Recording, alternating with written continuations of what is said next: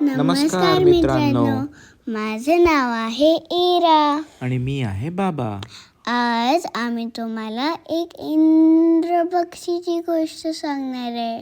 इंद्रा पक्षी रेन फॉरेस्टमध्ये राहत असतो. दिसायला खूप सुंदर, निरनिराळ्या रंगाचे त्याचे पीस. आणि त्याच्या अंगावर red, orange, blue, green, purple तुरे आणि पिंक पीस.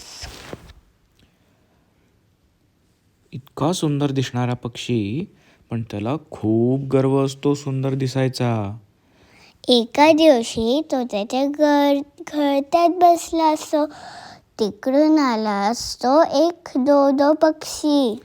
डोडो पक्षी त्याला म्हणतो, इंद्रा इंद्रा, मला तुझा एक पीस दे ना. तू किती सुंदर आहे दिसायला, रंगीबिरंगी. मला एक पीस दे ना तुझा. आणि मग इंद्रा म्हणतो, नाही नाही नाही, जा तू इथून, मी तुला एक पण पीस नाही देणार. हे ऐकून डोडो पक्षीला खूप वाईट वाटतं आणि तो सॅड होऊन तिथून निघून जातो. मग दुसऱ्या दिवशी परत तिथे येतो एक माकड.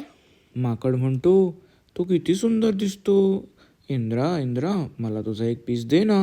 मला तो घरी सजवून ठेवील मी माझ्यासाठी. तो खूप छान दिसेल माझ्या घरात. इंद्रा म्हणतो, नाही नाही नाही, तू इकडून जा, मी तुला एक पण पीस नाही देणार.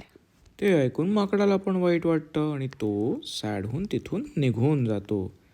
दुसऱ्या दिवशी येतो एक कावळा. काव काव. कावळा म्हणतो की इंद्रा, मला तुझा एक पीस दे ना, मला खूप छान वाटेल. इंद्र म्हणतो, तू पण जाता, मी तुला एक पण पीस नाही देणार, जा. कावळ्याला सॅड वाटतं. सॅड होऊन कावळा निघून जातो. दुसऱ्या दिवशी त्यांचे खूप भांडण होतात. आणि सगळ्यांशी भांडणं झाल्यानंतर त्याला कोणीच फ्रेंड नाही उरत. मग त्याला खूप सॅड वाटतं. आणि मग तो एका ओल्ड आऊलकडे जातो. ओल्ड आऊल खूप वाईज असतो. तो सगळ्यांना छान छान गोष्टी सांगतो. इंद्रा पक्षी त्याला म्हणतो की माझे कोणीच फ्रेंड्स नाही आहे, तुम्ही मला प्लीज हेल्प करा. मग इंद्रा आऊल म्हणतो की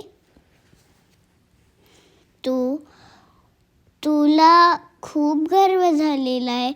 एवढा गर्व चांगलाच नाही, उलट गर्वात चांगलं नाही आहे. तू एक काम कर, उद्यापासून रोज तुझा एक पीस तुझ्या एका मित्राला दे. ओके. मग तुला अजून एक पीस मिळेल आणि तू सगळ्यांना हॅप्पी पण बनवशील.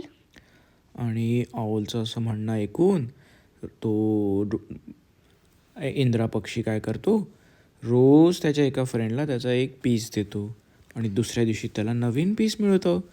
असं करता करता तो सगळ्या फ्रेंड्सला त्याचा एक एक पीस देतो.